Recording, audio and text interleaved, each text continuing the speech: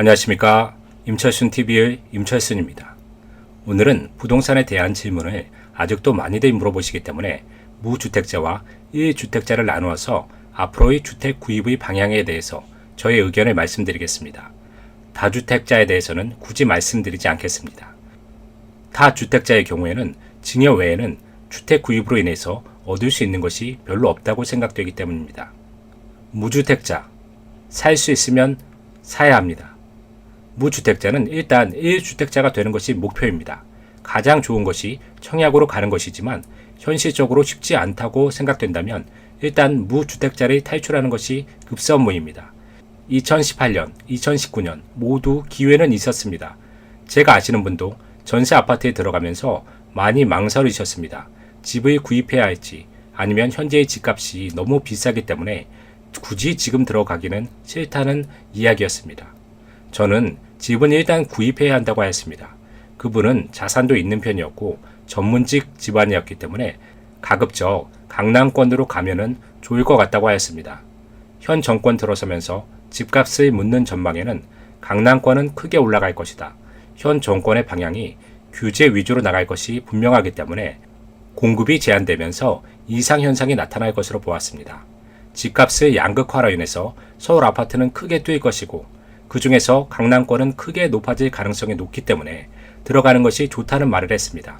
하지만 집값이 비싸다는 생각이 강하셨기 때문에 결국 전세를 선택하시고 지금은 후회하고 계십니다.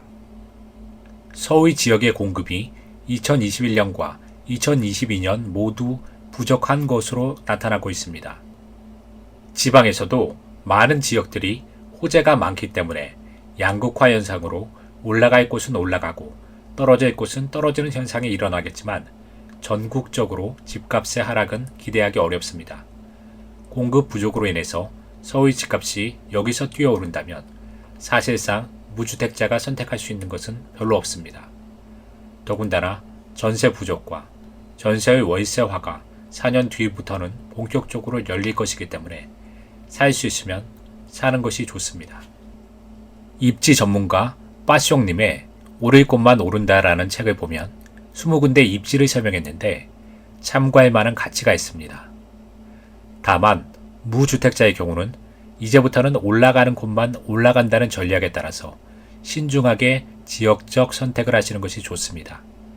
1주택자의 경우는 상급지나 동일 급지의 신규 아파트나 자신의 아파트가 추가 발전 가능성이 약할 때 옮기는 것이 필요합니다. 1주택자의 경우는 한 번 옮길 때마다 양도세, 취득세, 이사비용, 자비, 경우에 따라서는 인테리어 비용 등 이사를 할 때마다 발생하는 비용이 상당히 높습니다. 아이의 학군의 필요성이나 직장 때문에 어쩔 수 없이 움직여야 하는 경우가 아니고서는 이제는 자신의 아파트에서 기존의 정책이 바뀌어서 다시 시장의 자율성이 확대될 때까지는 기다리는 전략을 펴셔야 합니다. 과거에도 그랬지만 앞으로는 똘똘한 한 채에 대한 선호도로 인해서 아파트 격차가 과거보다 훨씬 커질 것으로 보입니다. 그러니까 아파트 간에도 빈익빈 부익부가 벌어진다는 것이죠. 비슷한 종류에서는 굳이 옮길 필요가 없습니다. 과도한 거래세로 인해서 옮기면 옮길수록 자산은 축나고 몸은 힘이 들 것입니다. 상급지나 비슷한 입지의 신규 아파트로 이동하는 경우는 조금 다릅니다. 똘똘한 한 채의 영향으로 보다 좋은 입지는 가격적인 방어나 가격 상승 면에서 유리하기 때문입니다. 한 가지 더 옮길 필요가 있는 것이 있습니다. 자신의 아파트가 호재를 모조리 반영했거나 더 이상 올라갈 것 같지 않으면 향후 가능성이 높은 비슷한 가격의 아파트로 옮기는 전략을 펴는 것도 좋습니다. 지금 주택시장이 가을 이사철을 앞두고 소강 상태이기 때문에 무주택자, 1주택자는 신중하게 시장을 천천히 살피면서 접근하는 것이 필요합니다. 지금까지 임철순 TV의 임철순이었습니다. 감사합니다.